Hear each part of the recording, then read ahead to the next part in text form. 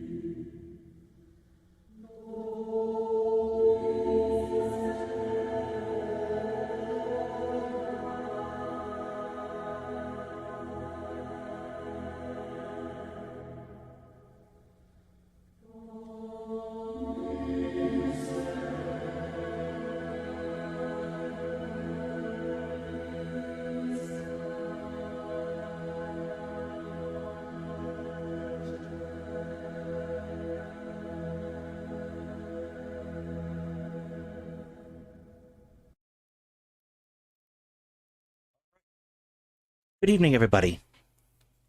Uh, Happy you're here this late. Well, everyone seems to be late tonight. How are you today, Hetman? I'm doing well, actually. Had two very good days full of rest. Um, so there have been some developments. I'm sure some of you are aware of them. In the front, Ukraine has managed to create a small salient in the Russian line, and they're at the first layer. Um, they've actually reached the They're through the first layer. sort of the main line. Yeah, yeah, and have made significant progress in the last few weeks. It's still a very slow fight from what it seems, but they seem to be making real progress, and Russia has been forced to transfer one of its elite units from a different sector. I think actually around Bakhmut or Kupiansk, I forget, to plug in the holes in the southern Zaporizhia direction. They have pulled in a lot of units, actually, around that area, around Tokmak, and the Zaporizhia salient, um, which is going to become a problem for them because fall is coming and winter will be coming. And there's a good chance that the reservoir that the dam held back prior to being destroyed will freeze this winter. Most likely. And if it does freeze this winter, Ukrainians will be able to cross it pretty easily, and the Russians won't have troops to hold it.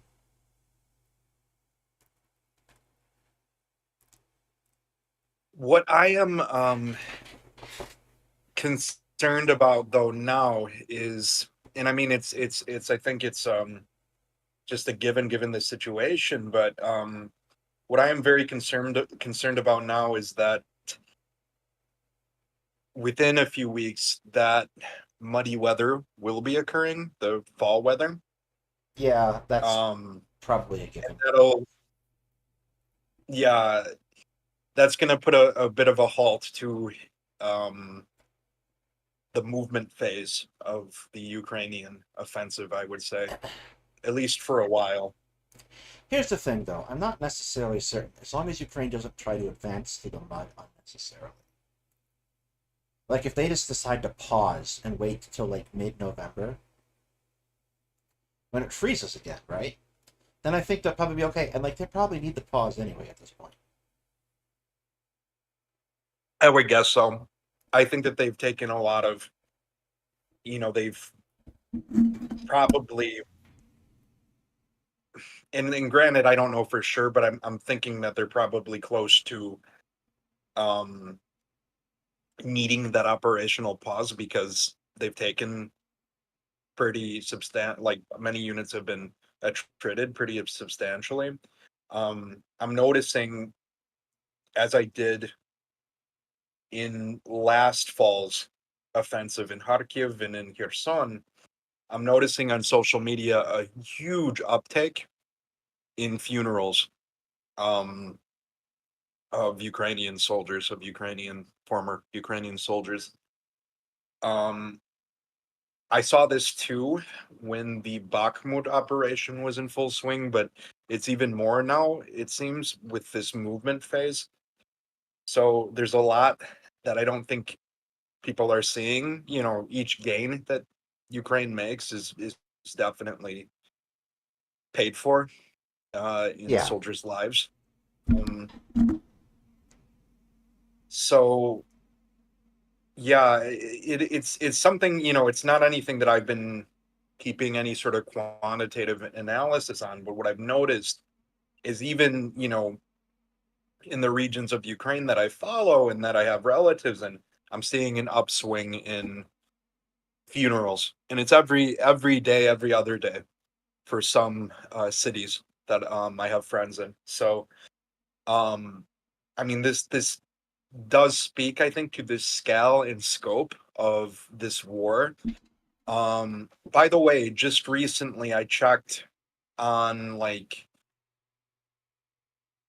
it's hard to get a really good idea of casualty figures, military casualty figures in this war, but I saw that the latest estimates for Ukrainian and Russian forces respectively. So Ukrainians is around something like 70,000 KIA and Russian forces around 120,000. That's US intelligence estimates too. So Those this is a really that's actually lower than I thought it would be. Are you serious? Yeah. I thought it was higher than what I thought, honestly. No, it's definitely But lower. I wouldn't be surprised if Ukraine has broken 100,000 KIA, honestly. Uh I wouldn't be either, but even so, 70,000's a huge figure, especially for a country that has a much, much smaller population and a population that has lowered since the war started. Um, so in any case, yeah, whether or not it's higher or lower, the estimate that they have is still really considerable. I mean, you're talking the problem I have almost with that twice. estimate being so low, though, is the reports that we got about the medical situation. Like, they don't have Mhm. an American medevac system in place. Like, there's no helicopters flying people back in and out. They don't have the kind of hospitals, field hospitals that we have. So, like, it stands to reason that they're going to be suffering very high casualties. It also stands to reason that the Russians will be suffering the same. And because the Russians have spent so much of this war on the offensive and have basically bludgeoned their way into this war, it also stands to reason that Russian casualties are probably higher than that, too. What I was going to ask you is how many militaries actually have a logistical, like a medevac logistical system? How many have something as uh well seasoned, well sharpened as ours? We have a lot of practice, to be frank. A lot of the NATO That's what I was countries, just going to say. yeah, We kind of had to learn that through trial, right? Trial by fire in a lot of ways. Like yeah, but the I other know part in of it is, Vietnam they had a very, very that might be the beginnings of like yeah, our yeah. helicopters especially. But the other part of it really is how early they start teaching soldiers how to handle these situations. Like, part of your basic kit that you get issued, whether you're going to basic training, whether you're a cadet at an academy or cadet at an ROTC program, includes a tourniquet. And you're taught how to use it. And you're taught basic what happens if someone gets shot. Very early on, like 2-3 weeks in your first year as an ROTC cadet, for example. The other thing they teach you So you is something, even though you're never going to use it in a training environment, or at least you shouldn't have to use it in a training environment, is what's called the 9-line medevac system. So what it does is it's a mnemonic that lets you give all the relative information to call for a helicopter to evac someone who's wounded. So that's why I was just going to ask you when you were in the reserve officer training corps, did you have that in the years that yes, I had you were it, doing that? and I refreshed it every year, and I taught a couple times. So like it's drilled into you pretty quick, and like I don't necessarily know how much that's done. Like, you look at a country like Belarus, right?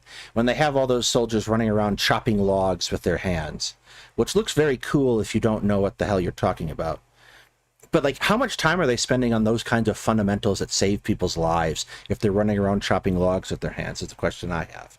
Like basic tactics, basic medical stuff, and like it sounds like Ukraine doesn't have those supplies in place, and we know Russia doesn't. I think Ukraine doesn't really have that, and they rely a lot on civilian volunteers, and not only for treating soldiers, but also for bringing in medical supplies. I've noticed, I yes. mean, that's just one of many things. Yeah, it's Like an army that's largely funded. it feels like their reserves are all busy guarding or fighting, and that the people who are doing the logistics work is civilian volunteers. That's been Yeah. concerning to me for a while, but it's not really something that you can remedy in the middle of a war. Like, there's only so much You they can't. have. Yeah. Yeah. That's the thing with Ukraine is you can't fault them so much because they don't. Prior to the war even starting, they had limited resources. Yeah, I mean, I'm not even talking about just for the army, but just, I mean, fiscally, they have very limited resources.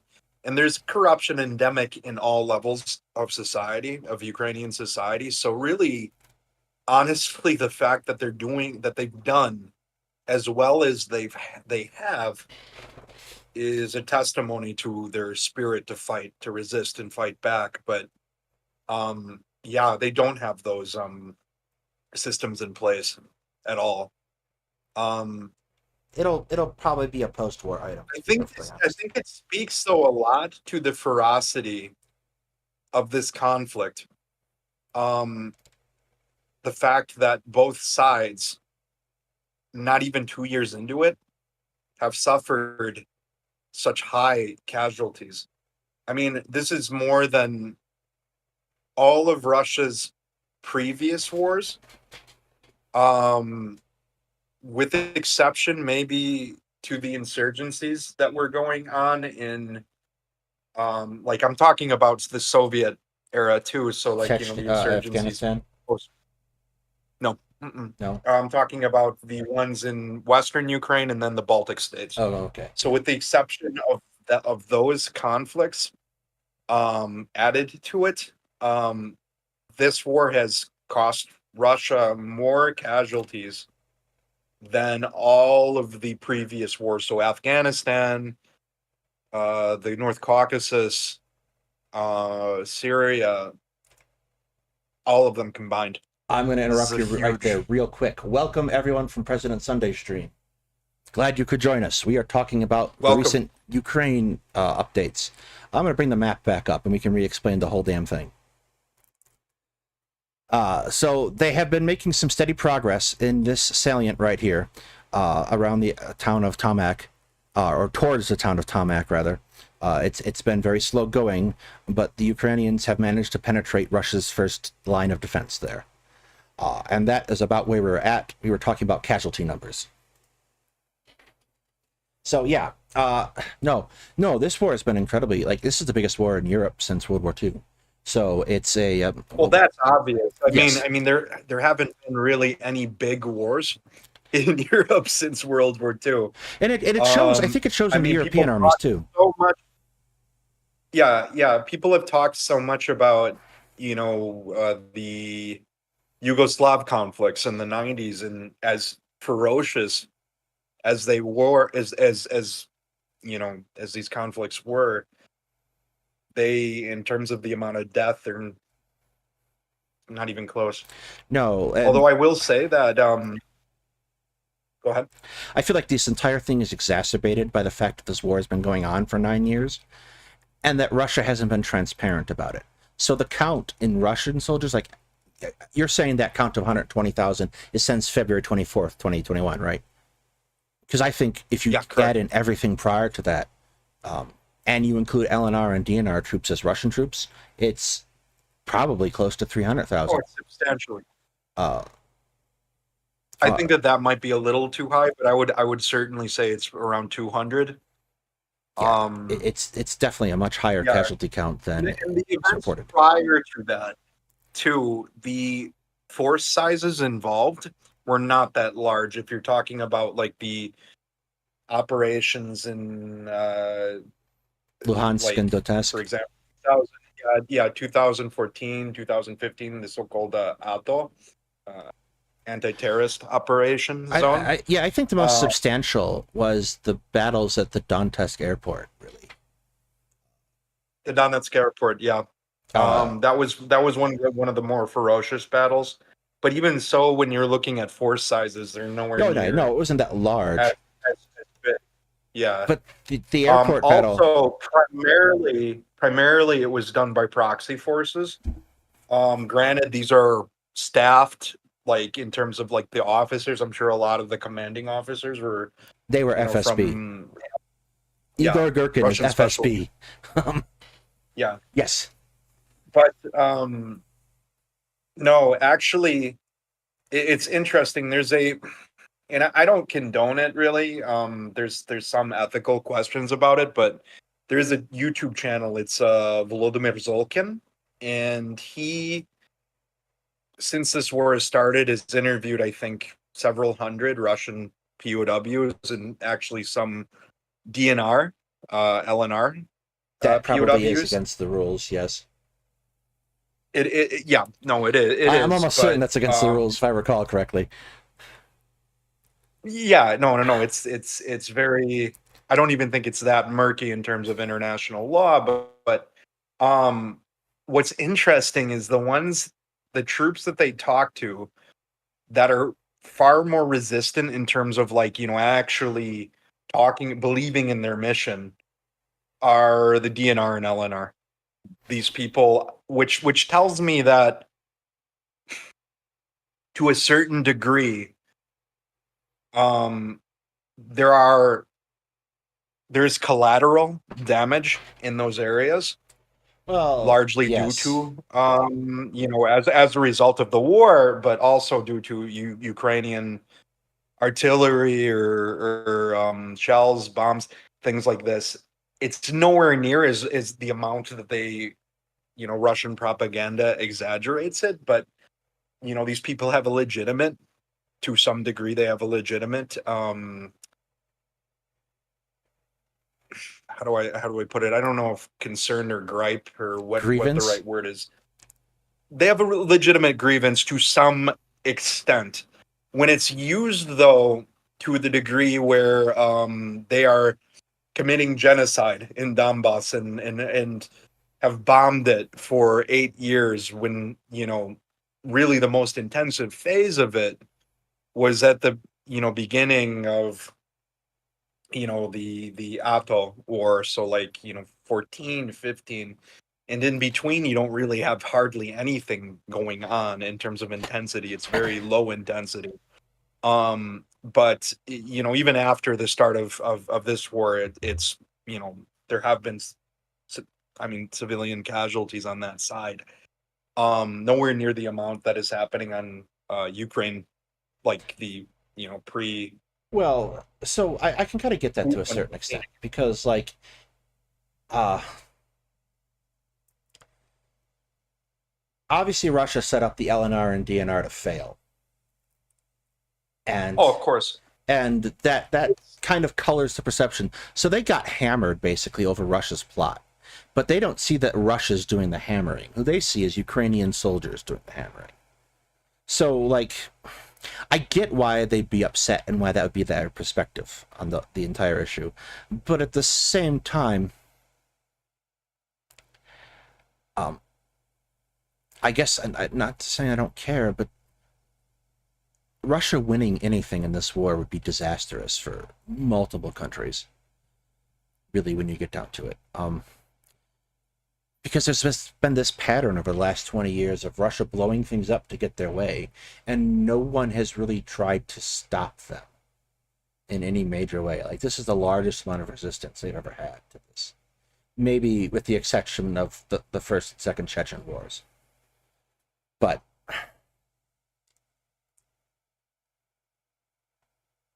I mean, I hate to be that guy, but there is right, a... this is the first time where the international community Gave a flying crap? has, in a large way, stepped in to help Ukraine Kind of. I'm and to getting help like a country that has been facing Russian aggression. I mean, I'm getting incredibly the only frustrated with what? with the speed at which things are being deployed to Ukraine. A whole bunch of stuff, like Oh, M1A1s are backstopped in Germany for some reason. Like, those tanks probably would have made a big difference, honestly. They're such a step above the Russian T-72s and T-80s that they would have made a huge difference, I think. I mean, isn't the Challenger 2 and the The all the latest model not Challenger, the Leopard A4s, the not the Leopard A6s. A4s. Yeah, the A6s, but The latest I mean, model even Challenger so, is, but I don't think like it's a curious tank. It was supposed to have ERA, it doesn't have ERA, and it's just weird. And which like one? the Challenger, it was supposed to have ERA in its faceplate armor. They swapped it out, I think, for more comprehensive armor now. But that brings up the point that ACTAM... The Challenger has Shobam armor, like the composite. It's basically It does like your now, first. yes. Yeah. No, it's not hard to get the stuff to Ukraine. It is hard to get Washington to get the stuff to Ukraine, Palm Dad, is really what it comes down to. So they are... There's a kerfluffle with the F-16s that's probably going to delay them. That mostly involves replacing the stock for the countries that are donating the F-16s. And that has a lot to do with the F-35 being so slow. Daedalus, we before, though, have talked about how, technology, there's no sort of wonder weapon for this. And actually, the battlefield currently that we're looking at is proven quite problematic for tanks. And the way in which Ukraine employs its tanks isn't so great. Same thing with Russia. They employ their tanks very poorly. I mean, at this moment, though, I get what you mean for exploiting this salient that they've created, for, exploiting the breakthrough that they have. I mean, I don't know if I'd call it a breakthrough, but I know tanks are useful, but we've seen them not be that consequential. What is really consequential is artillery, which brings me to the next topic, which is a possible ATACMS. Kind of The ATACMS. So what the ATACMS is a ballistic missile system developed by the United States Army. It has a listed range of 190 miles, but I think that range actually is significantly longer. In reality, I don't know for sure. You can't quote me, but I have a sneaking I suspicion. thought it was something like 300 miles. Yeah, I have still that the 190 is the official, publicly available information. Mhm. But I think it's substantially farther. Like, hit targets in the tip of Crimea farther. So it is a missile that can be launched from the HIMARS system. It's a ballistic missile, so it's fast. It hits hard, and it will probably allow Ukraine to finish off that Kerch Strait bridge, actually. Maybe, if we're lucky. Because that would be huge for them if they could knock out that bridge. Yeah, in terms of a moral victory, for sure. Well, no, not even in terms of a moral victory. I think in terms of logistic victory. It places an enormous strain on their single remaining logistics hub. But theoretically, they could use merchant ships. They won't be able to get nearly enough through. Particularly as Ukraine is getting better at hitting them. Like, they'll probably be stealing ships from Iran before too long. Which is something else we should probably bring up, because Iran is probably going to pop off again. Wait, what's happening? There's an ongoing confrontation in the Gulf of Hormuz, or the Strait of Hormuz, between Iranians and oil tankers, that we've placed Marines on ships. We're probably going to have to deploy destroyers there and do a repeat of the 70s and 80s where we sunk most of Iran's navy. So that's fun. Yeah, but not sure it'll get that far to that. Anytime there's an escalation, like, or a thing with Iran, it tends to be a big nothing. Maybe. We'll see. I mean, there was that time that Trump blew up their general just out of pocket. Oh, my ex-girlfriend was thrilled about that. I'm sure a lot of people were thrilled about that, except for the Iranians who demanded that we turn Trump. That policies really screwed that up. Sucked. But she was very, very happy about Soleiman's death. Yeah. But that kind of feeds back into Russia, I think, because Iran has been one of Russia's most steadfast partners in this entire thing. Like, China's been a little wishy-washy, but Iran has been on their side.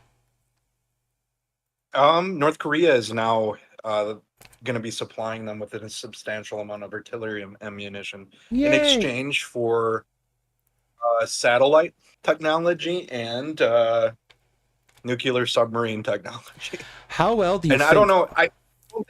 I don't think I sent this to you. They're actually modifying an old Romeo class submarine to be a ballistic missile submarine, which is like absolutely stupid because they're the most loud submarines. Yeah, isn't that like not much bigger than a U-boat? The Romeo class. Oh yeah, It was an but ancient. It's an ancient diesel electric design.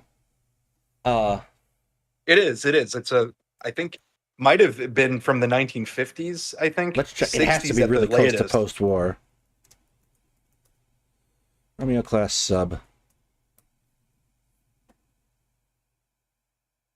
But yeah, it's gonna be.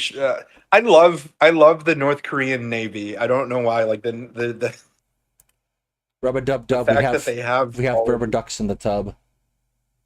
Romeo class. Let's see, it was built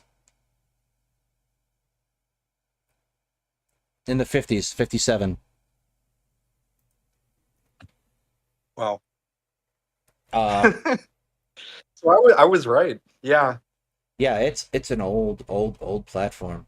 But in fairness, Russia hasn't been able to build their own navy for the last couple decades either. They've been heavily relying on India to furbish their ships. And True, but they're I guess like if North Korea has properly stored their shells, they don't have that many in reserve either. Because they have to keep a substantial amount to blow up Seoul. So, like, I'm not sure no that's that gonna. yeah. The huge artillery is a huge part of their doctrine and their deterrence, I guess. It's really the only part of their doctrine when you get down to it. Yeah, They don't know how to and get that across the actually minefield. they developed that largely through the negative experience of being on the wrong end of American artillery during the Korean War.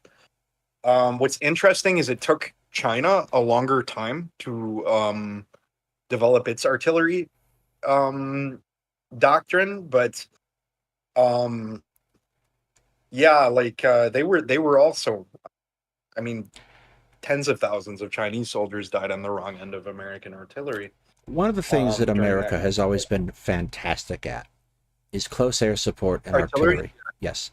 To the degree that you probably should be much more afraid of American infantry if they have radios than anything else. Like, they got a radio. You better move. Don't stay there. And like, it's something that's taught to American officer cadets really quick. Is artillery is your great equalizer. Getting back to Russia, when American special forces clashed with Wagner back a couple of years ago in Syria, our artillery just wiped them out. Battle of Conoco They Fields. did. I think I mean, I don't know what Wagner had to rely on and what they were thinking to try, like in terms of trying to overrun that FSA base. I don't think it was just them though. The majority of the contingent was Syrians. the Syrian Arab army. Yeah. Yeah. But and there's so many exaggerations of how many Russians like were killed that day. I don't think that 100 is probably it the was best bet. The common story is 400. 100, yeah, and I would 100 is probably the closest bet to their casualty count. yeah. Just looking at the reports. It's hard to count things when you're blowing things up, though. But yeah, like, American artillery is better statistically than Russian and North Korean and Chinese, because Russian, North Korean, and Chinese are all based off the same gun, Russian guns. I'm just not entirely convinced. More shells. Chinese, not necessarily. They use the 155 round, and they've done a lot of work in perfecting their self-propelled guns.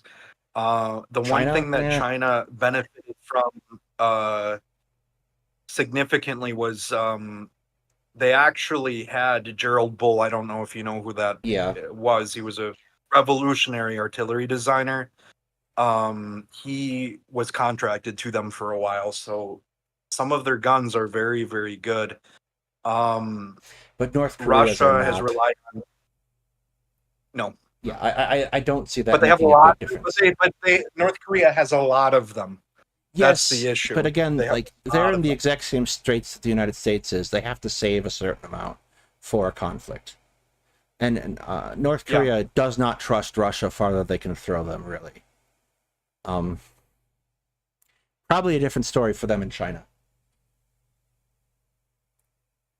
Um, and so like that'll yeah. probably extend Russia's artillery capability into the winter. But I don't. Again, that there's still reports coming in from the quiet sectors that they may have 1 or 2 rounds per gun, which is dire. So like Where'd you hear this? that was a couple months back, and then a few weeks ago I saw it on one of the uh, what's the word I'm looking for? Open intelligence sources on Twitter. Interesting. Well, Yeah, what they're probably doing is shuffling artillery rounds from quiet sectors to active sectors, um, because they're terminally unable to want to give ground. And like that's all they can really do. I don't think Russia has the industrial capacity to meet its expenditure. they don't, but I don't think that the issue is that Ukraine's has its own issues, Yeah. its own restraints in that regard. Well, Ukraine is So entirely dependent at this point, almost for artillery, on us sending more shells, yeah, and that's a problem. of course it is.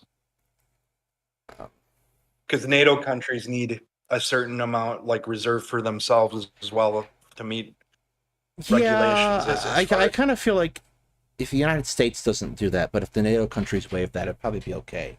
Because who are the NATO countries going to fight? They're going to fight Russia. And so long as Ukraine is fighting Russia, they don't have to fight Russia. yeah, and I don't think that it would ever come down to that anyway. Uh, so cluster munitions help extend the life of your artillery tubes. They don't necessarily solve. I talked about this with Lucy a bit. Like the principal advantage of cluster munitions is I can destroy a lot more with one shot.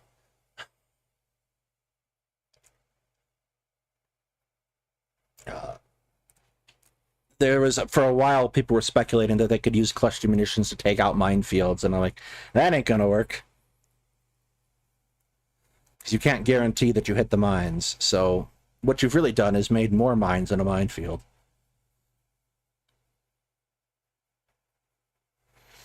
So yeah, but the ATACMs Yeah, would probably. that's a problem. Ukraine already. The interesting thing about Ukraine is it already had a even before the start of the full scale invasion, Ukraine still had issues with old World War II ordnance. Um, in fact, actually, a friend of mine who was a teacher had found a German shell in his garden and had to get it disposed of. Yeah, Easily not. You can ask any Cambodian person that, yes.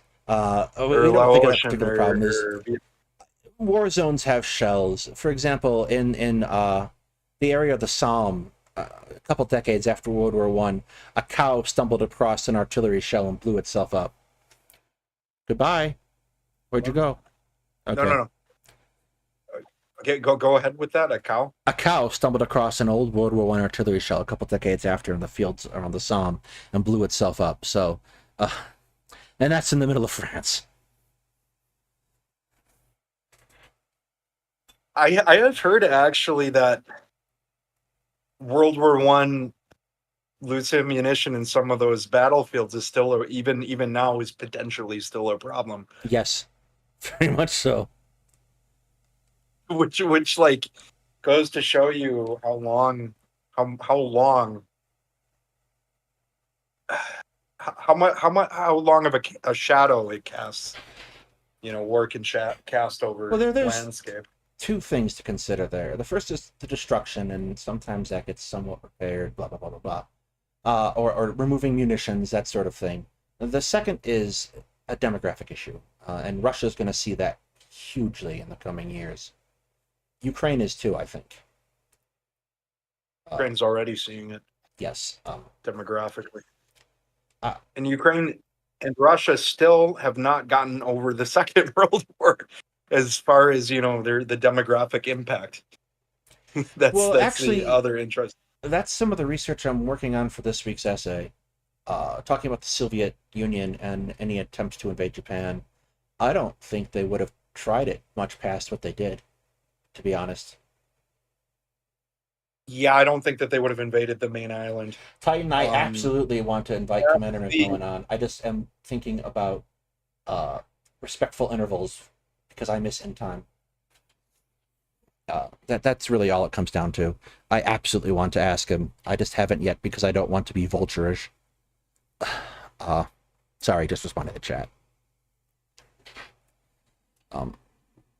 Because yeah, I don't think. Believe me, I feel the loss of in time quite substantially. We very much miss Nick. Why did he decide to? We haven't the foggiest idea, and we're not asking. I just sent him a message that says, "I hope you're safe," and let him deal with his stuff. So there is that. So I'll talk to Commander McMillan in the future. But yes, expedited ways to clear minefields generally involve sending engineers out to go mark them and blow them up. I would not want that job. My sister, actually, her National Guard unit is an engineering unit. Oh, wow. Yeah, I didn't know. You never told me that. Mostly she just clears forest fires. So there's that. Kind of. There's not a whole lot of landmines in the Pacific Northwest. No, but there are a lot of forest fires. There are, yeah. A whole lot of forest fires. Actually, I don't think she's doing anything, and she's well into her second trimester and probably making my brother-in-law miserable. That's beside the point. Not my barrel, not my monkeys. Yeah, mines are... We have kind of moved away from a lot of mines to... towards things like claymore mines, which are unique in, like, you can set them on a tripwire or something, right? So that you pull the tripwire and it explodes.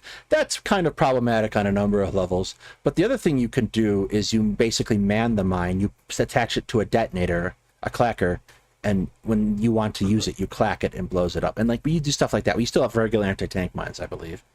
The best scene demonstrating that is in Platoon. I think it's the first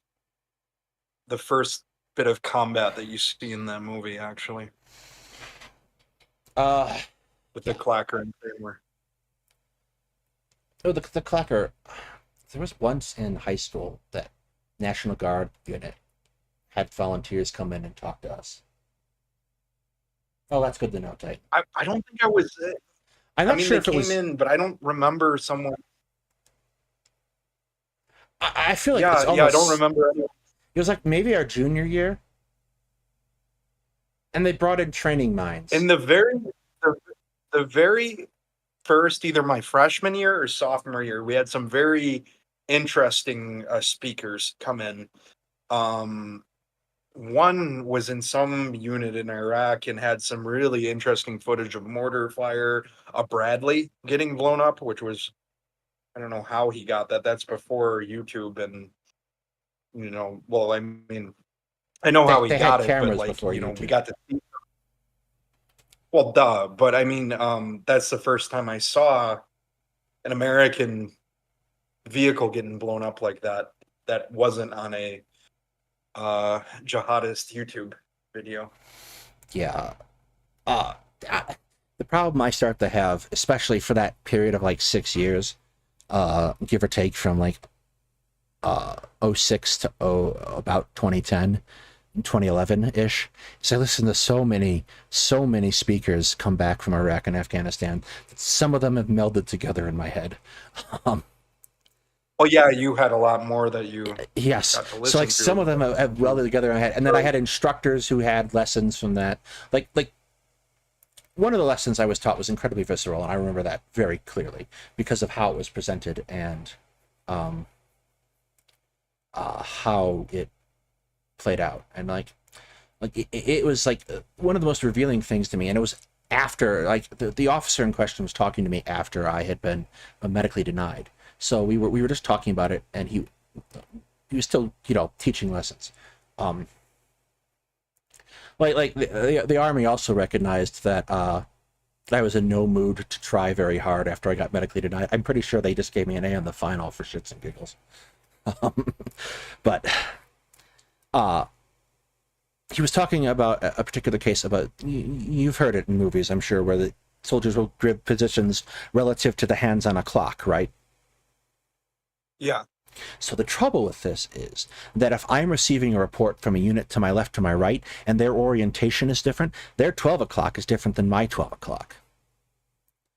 So he sort of relayed, I don't let you guys use that anymore because of an incident that there's a whole lot of technical stuff that goes into it. And that kind of comes back to what we were talking about at the beginning of the stream, where you talk about the guys in Belarus or Russia who do the videos and the log chopping and the ice block popping around. Did that incident result in like some It bad did result in like some civilian casualties casualties, for the- yes. Oh, civilian casualties. Okay, that's even, yeah. Yeah.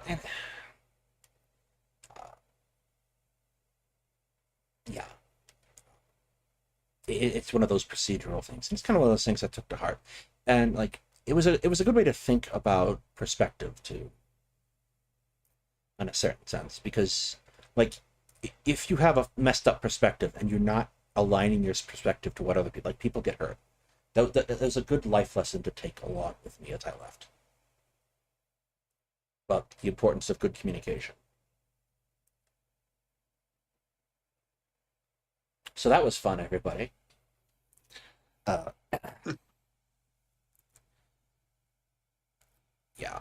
But the other thing I think to bring up, probably talking about this, is the delays for the F-16s that are coming through. They're probably not going to get there this year.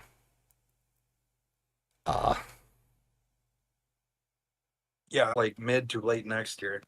And the problem is I do not see. They will make. I'm still very skeptical about that. I do not see how either side wins this war unless they can gain a semblance of air superiority. Of course. And I think you and I talked about recently that if Ukraine is able to get local air superiority, that it can definitely make decent gains. And if they're able to, with ATACMS, for example, keep Russian, like the air bases in Crimea, grounded, suppressed. They've been doing suppressed. They've been doing a magnificent job so far. They might be able to make some progress. The issue is that they're getting 57 F-16s. It's not a whole lot. No. And they're facing a air defense network that is one of the best in the world. They've been making some pretty significant progress with those little cardboard drones, though. That's pretty fun. I saw some pictures of Russian air bases. Yeah. They're putting up coke hangers now, like four metal poles, and I thought it was tires, and a net on top of the plane as a hanger in the redevents, so that the drones have to come in much shallower because they keep getting their planes blown up, or they're just parked there. It's kind of embarrassing, really. But that's kind of, so like, that's the other problem I feel with the artillery, because Ukraine doesn't have air support. things that we would do, like with an aircraft to just support frontline infantry units, they're not doing. So, like, if there's a target that needs to be blown up by something like a F-16, it's not happening because they can't fly planes. So they're using artillery on it instead. And I feel like that's probably substantially increased their artillery usage throughout this war for both sides. For sure. The issue too, though, is even if they get the F-16s, their ability to carry out operations the way we would is No, it's not possible. The most doubtful. Yeah, it's very what doubtful. The only other Air Force that's able to do that at a fairly large scale is the Israeli Air Force the RAF. and the RAF. Yeah, would be another one. No, what I think that a couple squadrons of F-16s can do is maybe start pushing the Su-35s and MiG-31s back. Like, they might be able to oppose the long-range Russian interceptors. That's if they're given the right ammunition. Well, to they're do that. theoretically going to get AMRAAMs if we don't backstop them in Germany. That and the avionics package that they have, I think AMRAAMs would be useless if they don't have like a updated avionics package. And it seems like the F-16s they will be getting, they're not the most Recent, depends. What I also think is recent. what I think is happening is that we are lending Russia, or we are lending Ukraine, our electronic warfare assets for those types of things too. Like, I'm pretty sure we're trying to jam their fighters just experimentally to know we can do it if it comes up.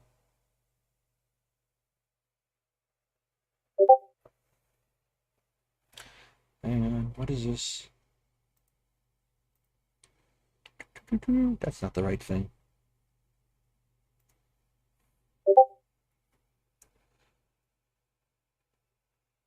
When did this happen? Shit. What happened?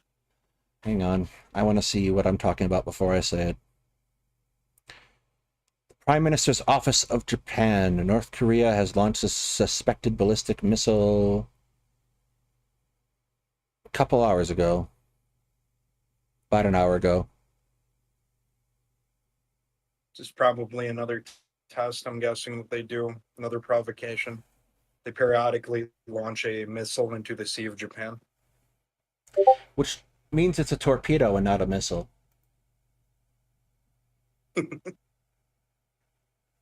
Oh, that's not good. Thanks, Titan.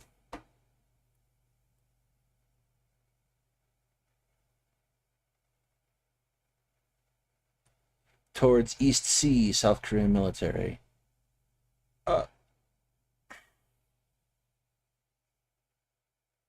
No, this was just minutes ago.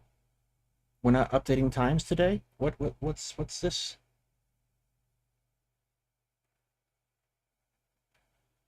So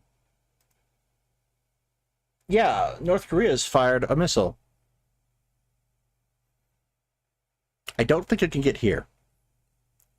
Fingers crossed.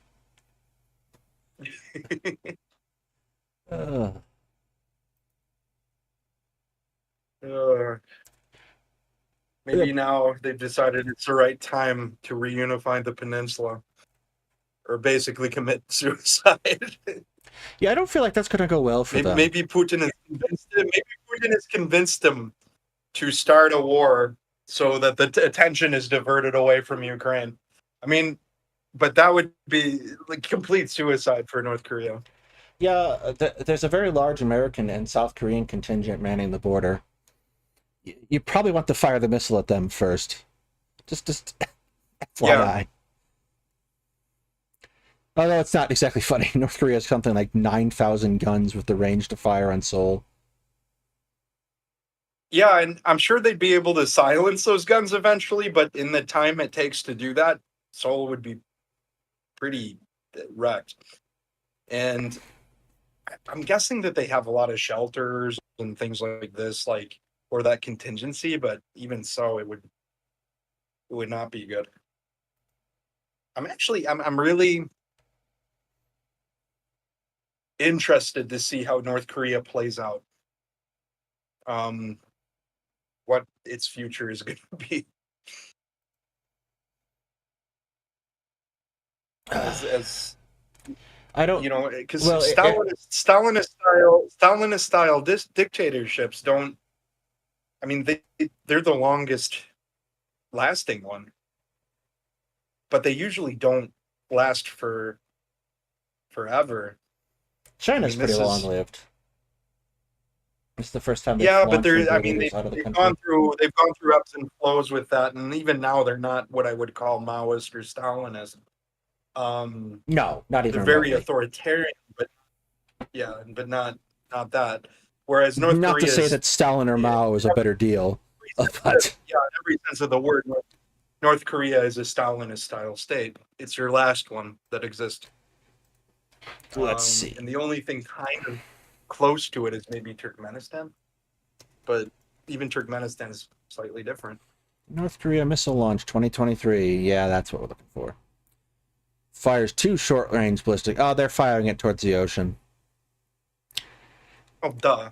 I think we're fine. It's just another. It's a pair of torpedoes. Yeah, they're doing what they usually do. That darn sea, Neptune. I'll get you next time, Neptune. You ever see that episode of Family Guy where Adam West goes and starts to stab the sea? Yes. No one messes with Adam Wee.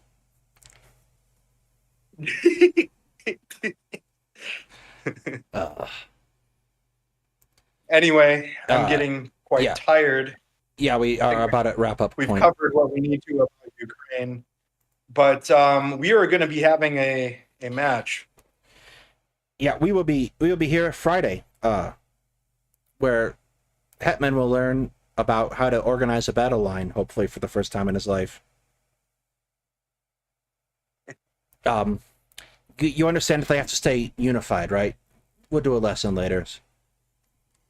Sure. All right. I want to thank everybody for coming out tonight. We are going to be signing off. Have a good one and stay safe. Stay on for a second. I will.